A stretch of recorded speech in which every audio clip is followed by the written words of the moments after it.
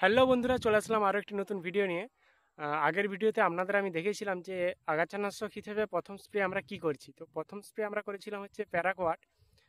আর ওটা হচ্ছে আলু গাছটা বেরোনোর আগে স্প্রে করতে হয়। আলু গাছটা বেরিয়ে গেলে স্প্রে করা যায় না, তাতে আলু গাছের ক্ষতি হয়। তো এখন হচ্ছে আমাদের আলু গাছটা বেরিয়ে গেছে এবং অসংখ্য আগাছাও বেরিয়েছে। তো সেই আগাছাগুলোকে দমন করার জন্য আজকে আমি স্প্রে করতে চলেছি ইউপিএল কোম্পানির তৈরি শাগুন। শাগুনের প্যাকেটে দুটো পাউচ থাকে, একটা হচ্ছে শাগুন যেটাতে ওর দানা টাইপের ওষুধটা থাকে, আর একটা থাকে লিকুইড সারফেক্ট্যান্ট।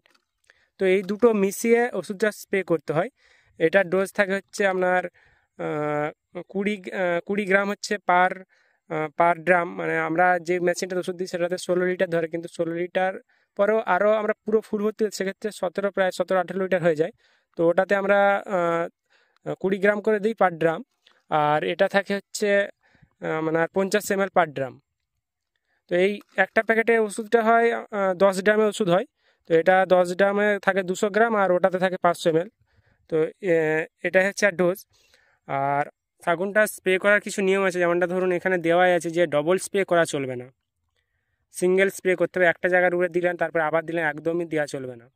আর এই ওষুধটা হচ্ছে মেঘলা ওয়েদারে ভুলেও দেওয়া চলবে না। মেঘলা ওয়েদার অথবা বিকেলে স্প্রে করবে না, যখন রোদ থাকবে তখনই এই ওষুধটা স্প্রে করতে হবে, নাহলে গাছের ক্ষতি হয়ে যাবে। এরকমটা আমরা যখন প্রথমবার শাগুনটা স্প্রে করেছিলাম প্রথম বছর, তো সে জায়গায় আমাদের কী হয়েছিল, অনেক গাছ মারা গেছিলো। তার কারণ আমরা শাগুনটা স্প্রে করার পর আমাদের জমিটা একটু রস ছিল, তো সে জায়গায় আলুটা পাওয়ানো যায়নি।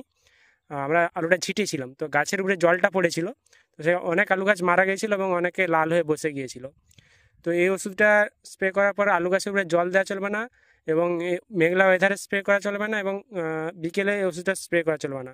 রোদের সময় এই ওষুধটা স্প্রে করতে হবে। আগাছানাশক স্প্রে হিসাবে এটা আমাদের শেষ স্প্রে। আর আশা করি আগাছানাশক স্প্রে করতে হবে না, শাগুনটা দিলেই প্রায় বেশিরভাগ আগাছাই মারা যায়। তো এরপর আমরা আলু গাছের পরিচর্যা চলে যাব, এবং আলু গাছের যে সকল আপনার ওই ইনসেকটিসাইড পেস্টিসাইড যেগুলো লাগে সেইগুলো আমরা পরিচর্যায় চলে যাব। তো আজকের ভিডিওটা এখানেই শেষ করছি। সকলেই ভালো থাকবেন, সুস্থ থাকবেন। আর এই ওষুধের ব্যাপারে যদি কিছু জানার থাকে অবশ্যই কমেন্ট করবেন। ধন্যবাদ।